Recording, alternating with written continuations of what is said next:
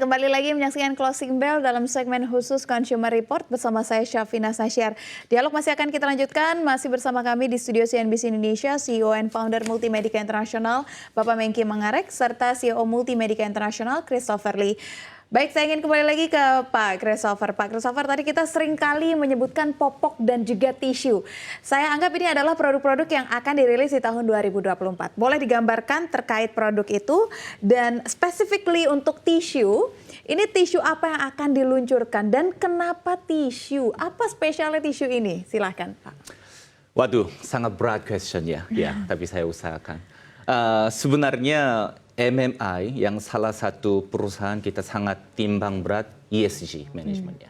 Ya, jadi sebenarnya sebelum saya spill, waktu saja kita karena sempat berbicara tisu, tapi termasuk tisu banyak kan lain item, semuanya MMI selalu berpikir environment seluruh dunia.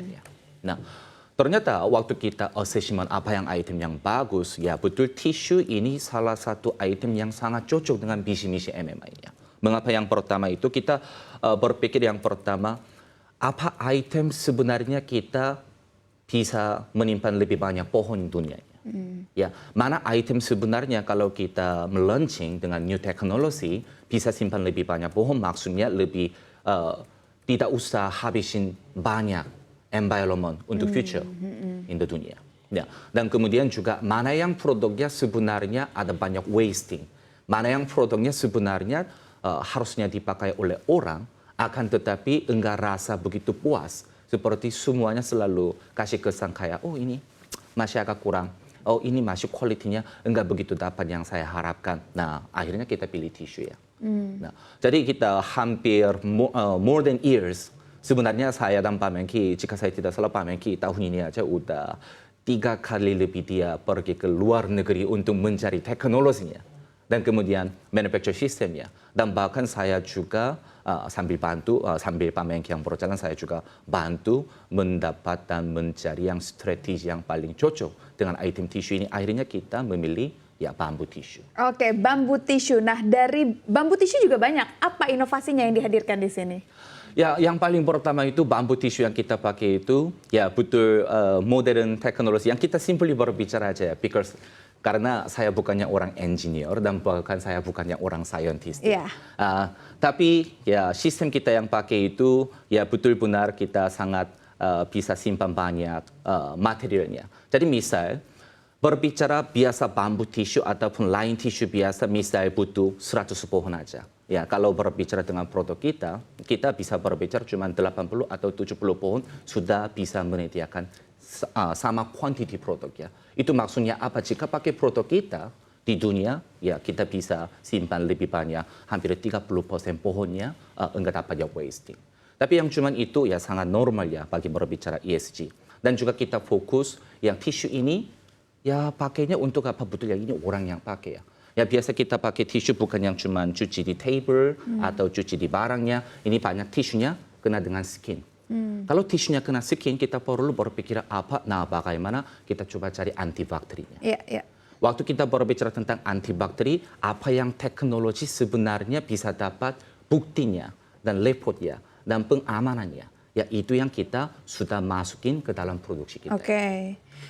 Saya ingin tekankan lagi melalui Pak Menkki. Pak Menkki, artinya kan visi misi dari MMI ini tercermin juga dari produk-produk yang dibuat. Nah, bagaimana memastikan bahwa produk tisu atau mungkin produk lainnya ini bisa betul-betul berkomitmen ramah lingkungan seperti yang disampaikan oleh Pak Chris tadi? Ya, jadi Mas Safinas, jadi tadi saya tambahkan dari apa yang dibicarakan Chris.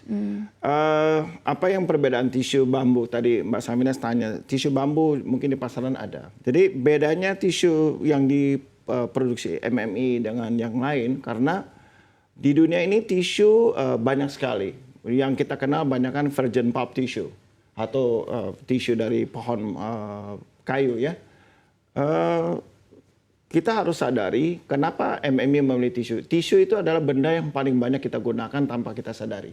Pagi bangun tidur kita makan breakfast paling tidak kita pakai 3 lembar ya.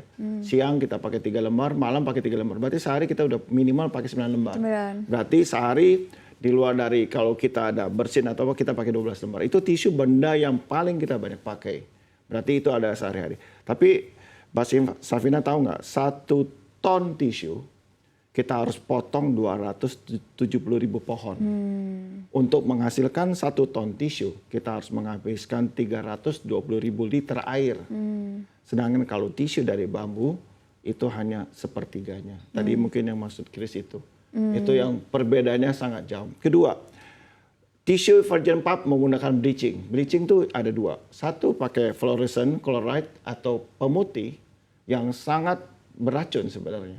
Jadi kita tanpa sadar kita bawa racun itu ke muka Kemana-mana, kita, ya. ke muka kita, dan Tangan, tidak food safety. Jadi kalau kita gosok di kitchen atau kita gosok di muka kita untuk dilap di muka kita atau di mulut kita, itu sebenarnya kita memasukkan pemutih ke dalam mulut kita.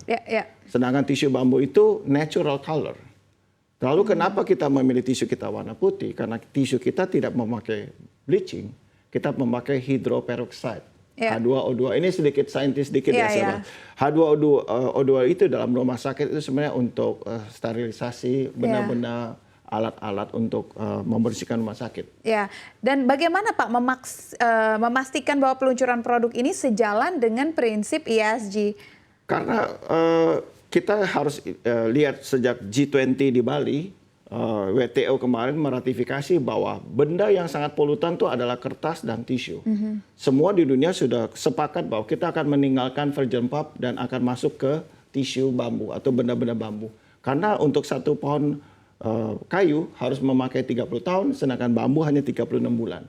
Jadi kita akan menghemat ESG. Bahkan pabrik yang kita ambil bahannya itu sudah akan mengeluarkan sertifikat FSC atau sertifikat untuk bagaimana menghemat carbon trade selama 1 tahun.